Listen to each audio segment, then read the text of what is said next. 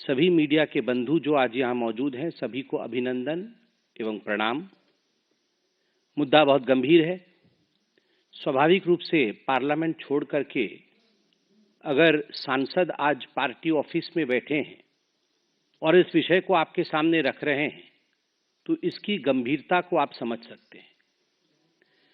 यह मुद्दा किसी पार्टी का नहीं है, यह मुद्दा भारतीय जनता पार्टी का या किसी पॉलिटिकल दल का नहीं है।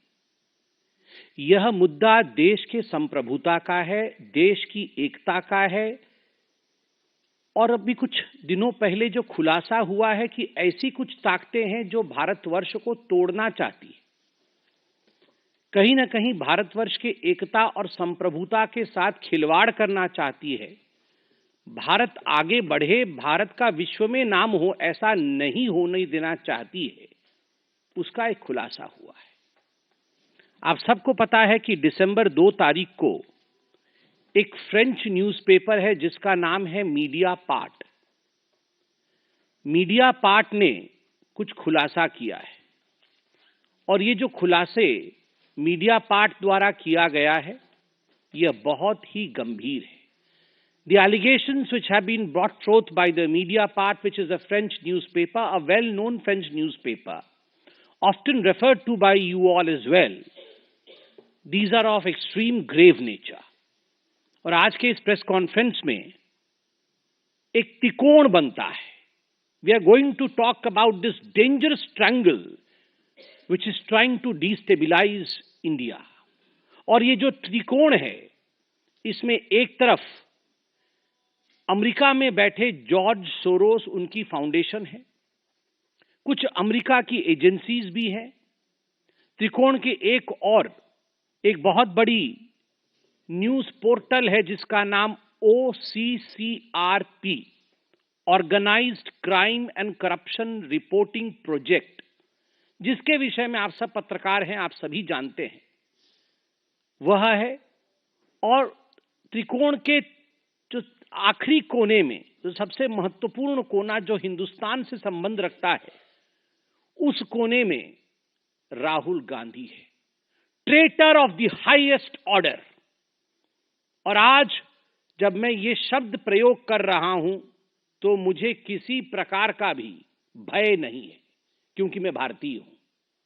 मेरे लिए मेरे पार्टी ने सिखाया है, राष्ट्र प्रथम, party next and self last. मुझे आज LOP, लीडर ऑफ ऑपोजिशन, को देशद्रोही कहने में किसी प्रकार की कोई संकोच मुझे महसूस नहीं हो रहा है।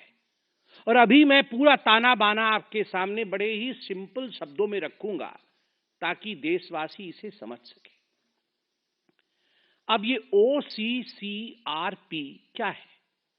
Organised crime corruption reporting project. यह एक विश्व की संस्थान है जो 2007 में शुरू की गई और आज लगभग 50 बड़ी बड़ी मीडिया पार्टनर्स हैं इनकी 6 कॉन्टिनेंट्स में।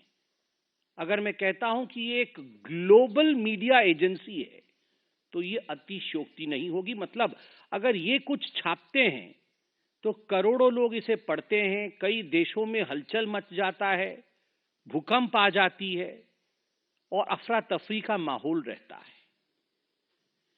इतनी बड़ी एजेंसी जब काम करती है तो उसके लिए बहुत सारे पैसों की आवश्यकता होती है, वरना इतने लोग एम्प्लॉइज हैं, इतना इन्वेस्टिगेटिव जर्नलिज्म ये किया जाएगा तो स्वाभाविक है इसके लिए बहुत सारा रिसोर्सेज की आवश्यकता है, धन की आवश्यकता है।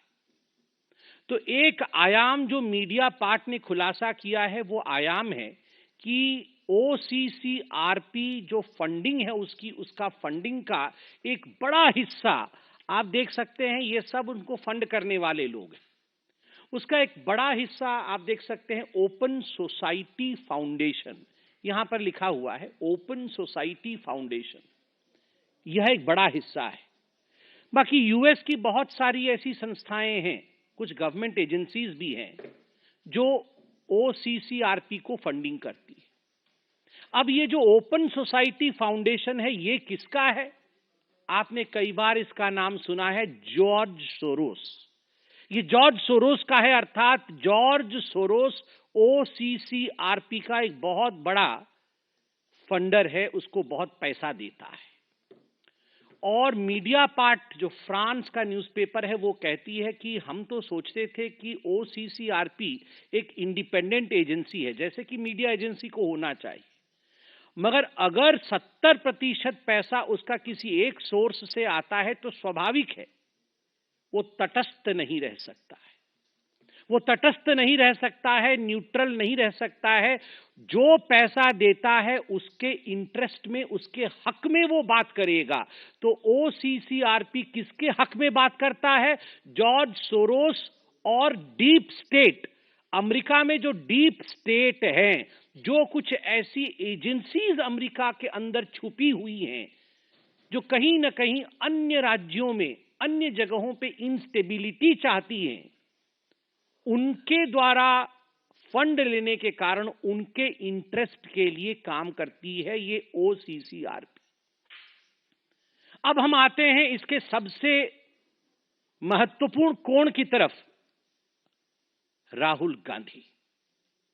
आज मैं राहुल गांधी का कोई मजाक नहीं बनाऊंगा, क्योंकि ये मजाक का विषय नहीं है। This is serious business.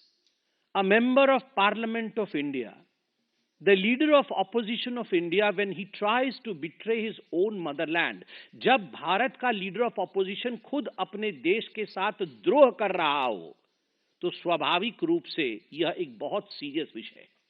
कैसे द्रोह कर रहा है? क्या मैं हवा में बात कर रहा हूं? नहीं, एक एक करके मैं आपके पास कुछ केसेस रखूंगा जिससे स्पष्टता आएगी। आप याद करिए, जुलाई 1 2021, ये जुलाई 1 2021 का समय बड़ा खराब समय था। पूरे विश्व में कोविड की महामारी चल रही थी और उस समय थैंक्स टू प्रधानमंत्री नरेंद्र मोदी, भारत ने अपना 2 वैक्सीन भी डेवलप किया था। वैक्सीन मैत्री चल रही थी, उनमें से एक वैक्सीन कोवैक्सीन था। कई कंट्रीज ने ऑर्डर प्लेस किए थे कि हमें कोवैक्सीन का स्टॉक चाहिए।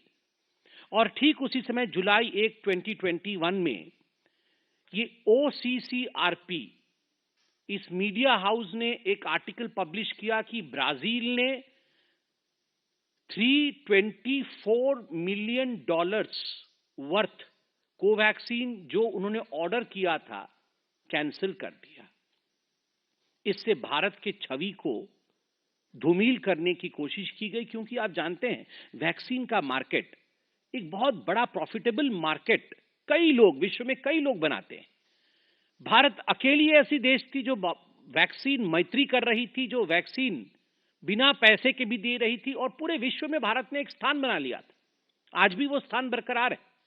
हमारे वैक्सीन के ऊपर आघात करने के लिए एक आर्टिकल लिखा गया कोवैक्सीन और ब्राजील को लेकर कि ब्राजील ने विड्रॉ किया है ये ऑर्डर, और तुरंत 1 जुलाई 2021 को ये आर्टिकल छपा ओसीसीआरपी को, और 2 जुलाई 2021 को कांग्रेस पार्टी ने प्रेस कॉन्फ्रेंस करके बकायदा भारत की सरकार और कोवैक्सीन को घेरे में ले लिया तुरंत। और इसमें पते की बात यह है कि यह विषय कोई नया नहीं था कि ओसीसीआरपी ने पहली बार 1 जुलाई को छाप दिया। ये जून में भी पता चल चुका था कि ब्राजील कोवैक्सीन नहीं ले रहा है, मगर जब ओसीसीआरपी ने छापा तब जाके राहुल गांधी ने इस पे प्रेस कॉन्फ्रेंस किया। अर्थात OCCRP dictates and Rahul Gandhi follows. Dictation उनका है, राहुल गांधी उसको फॉलो करते हैं। दूसरी बात, आप याद करिए, ये ओसीसीआरपी ने लगातार भारत के जो टॉप इंडस्ट्रियलिस्ट हाउस हैं, उद्योगपति, जो बड़े उद्योगपति हैं, उनके ऊपर, जिसको अंग्रेजी में कहा जाता है हिट जॉब, बार बार उनके ऊपर आघात करना, कुछ ऐसे रिपोर्ट प्रस्तुत करना मानो ये बहुत फर्जीवाड़ा चल रहा है। भारत के उद्योगपति, भारत के इंडस्ट्रियलिस्ट, इनमें बिल्कुल भी सच्चाई नहीं है। और इसके पीछे का मकसद रहा कि भारत के अर्थव्यवस्था को किस प्रकार से डगमगा देना है, to bring an earthquake in the markets of India, to tank the markets of India, shares of India, Indian market. Bharat के मार्केट में शेयर्स की वैल्यू कैसे गिर जाए, आम हिंदुस्तान का व्यक्ति जिन्होंने इन शेयर्स में पैसे लगाए थे वो कमजोर पड़ जाए, सरकार के विरोध वो आवाज उठाए और रेजीम चेंज हो जाए, इस मकसद से हमारे उद्योगपतियों पर ओसीसीआरपी ने अटैक किया। और आप क्रोनोलॉजी देखिए, जब जब ऐसी ऐसी रिपोर्ट आई तब तब राहुल गांधी ने प्रेस कॉन्फ्रेंस करके देश के अंदर एक, हम तो पहले इंडस्ट्रियल रिवॉल्यूशन की बात करते थे, यहां पर डी इंडस्ट्रियलाइजेशन की बात होने लगी कि भारत का कोई भी इंडस्ट्रियलिस्ट ठीक नहीं है, इनको हटाना चाहिए। 18 जुलाई 2021 ओसीसीआरपी ने, आपको याद दिला दूं, आप सबकी मेमोरी तो बहुत शार्प है, हमसे भी शार्प है, because you all report and we follow you, you are the fourth pillar of democracy. 18 जुलाई 2021 को पेगासस रिपोर्ट आया, ओसीसीआरपी ने इसे पहले उजागर किया और 19 जुलाई 2021 को राहुल गांधी इसी रिपोर्ट के आधार पर पेगासस को लेकर प्रेस कॉन्फ्रेंस करते। वो हाहाकार, वो सदन का नहीं चलना, wash out of the parliament, और ये सारा कुछ पार्लियामेंट में सदन चलने से पहले ये सारे रिपोर्ट्स आते थे and they used to be a complete wash out of the parliament. Parliament के सदन बंद हो जाते थे, स्थगन होता था, और आज भी आप देख रहे हैं किस प्रकार की परिस्थिति पार्लियामेंट में। और इस पेगासस की रिपोर्ट को लेकर एक हवा खड़ा किया गया और फाइनली 26 अगस्त 2022 को सर्वोच्च न्यायालय, सुप्रीम कोर्ट ऑफ इंडिया ने इसे खारिज किया कि ऐसा कोई पेगासस वाला विषय नहीं है। तो आप सोचिए, जुलाई 2022 ओसीसीआरपी ने क्लेम किया, उस समय जुलाई 2022 में आपको याद होगा नेशनल हेराल्ड की केस में मां बेटे दोनों जो बेल पे बाहर थे, दोनों की पूछताछ ईडी कर रही थी। कुछ घंटों के लिए उनको बुलाया गया था, ईडी की पूछताछ की गई थी, वो सब आर्टिकल भी मैं लेके आया हूं। तो उस समय, जिस समय ये पूछताछ चल रही थी, तो ओसीसीआरपी ने यह आर्टिकल छापा और आर्टिकल में लिखा कि ये राहुल गांधी जी के खिलाफ जो नेशनल हेराल्ड केस में प्रोसीडिंग्स, लीगल प्रोसीडिंग्स चल रही हैं, ये सब पॉलिटिकली मोटिवेटेड है, इनके पीछे कोई सच्चाई नहीं। तुम सुप्रीम कोर्ट हो, are you the Supreme Court of India? आप क्या जानते हैं नेशनल हेराल्ड केस के बारे में?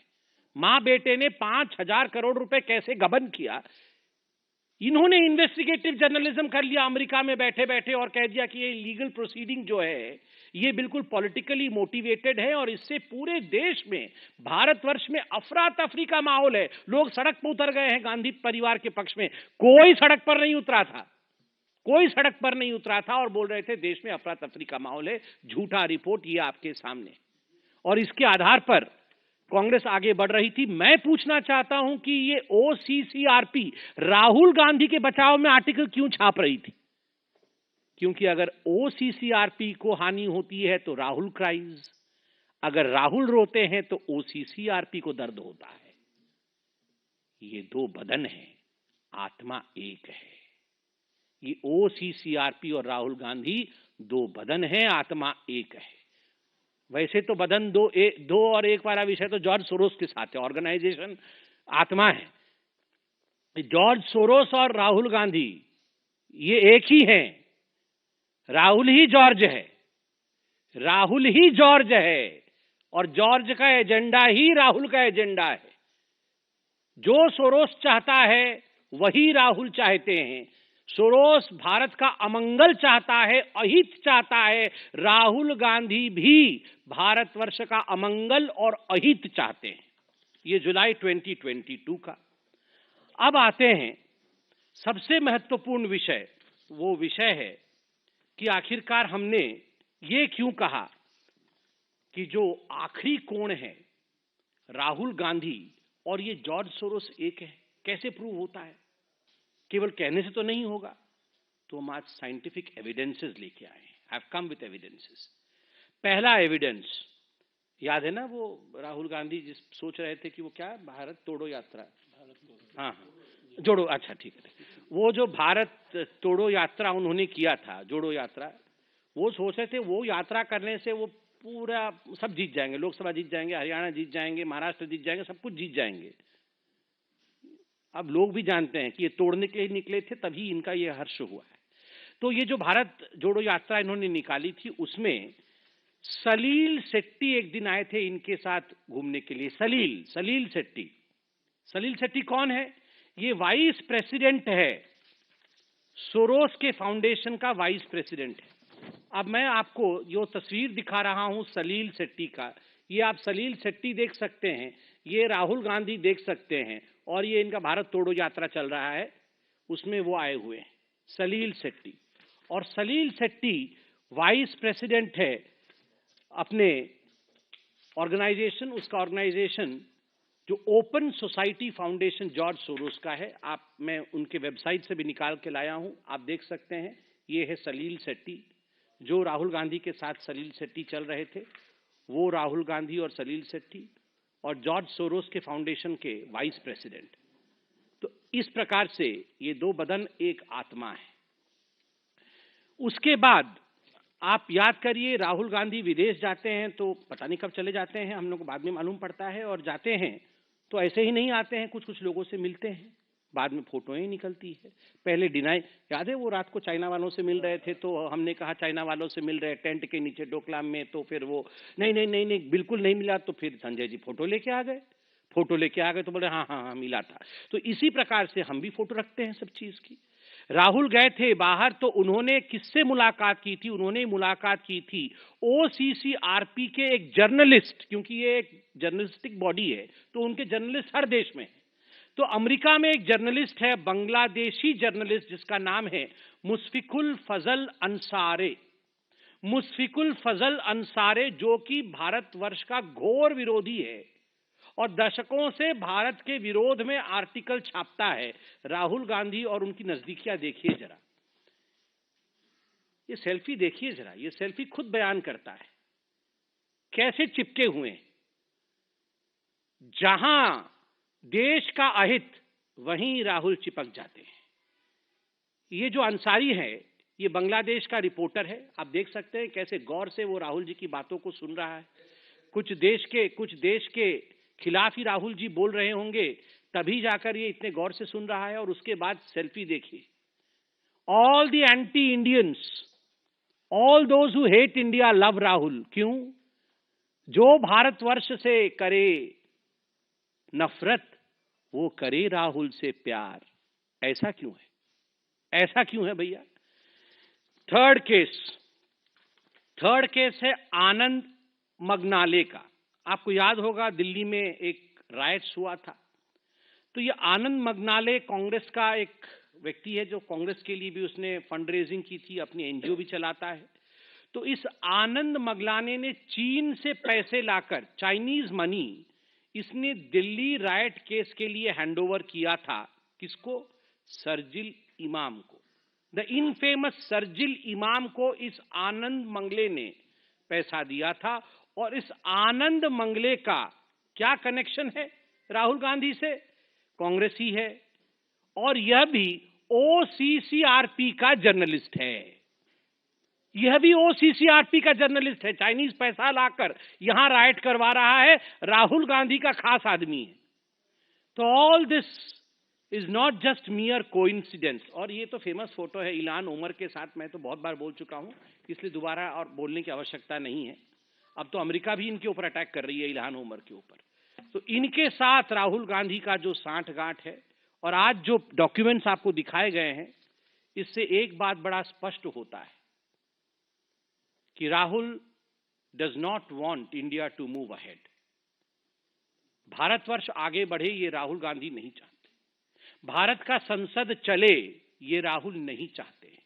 संसद से पहले कोई ना कोई अंतर्राष्ट्रीय पटल पर फर्जी तरीके से कुछ ऐसे विषय लाना जिनको लेकर भारत के सदन चल न सके, हानि हो हिंदुस्तान का, यह प्रयास करना। भारत में उद्योगपति न पनपे, ये राहुल का प्रयास है। भारत में जो शेयर्स, छोटे छोटे शेयर में निवेश करते हैं मार्केट में, वो हिंदुस्तानी पीछे रहें, यह राहुल का प्रयास है। और अंत में इतना ही कहना चाहूंगा शायद आपको अजीब लगेगा मगर मैं सच कह रहा हूं। ये गांधी परिवार एक ऐसी परिवार है जो अगर अपने कुर्सी के लिए देश को भी बेचना पड़े और देश का भी बलिदान देना पड़े तो इससे वे गुरेज नहीं करेगी, देश को भी बेच सकती है। राहुल अपने फायदे के लिए मां भारती जैसे विराट अस्तित्व रखने वाले देश को भी बेच सकते हैं। धिक्कार है ऐसे राहुल गांधी पर।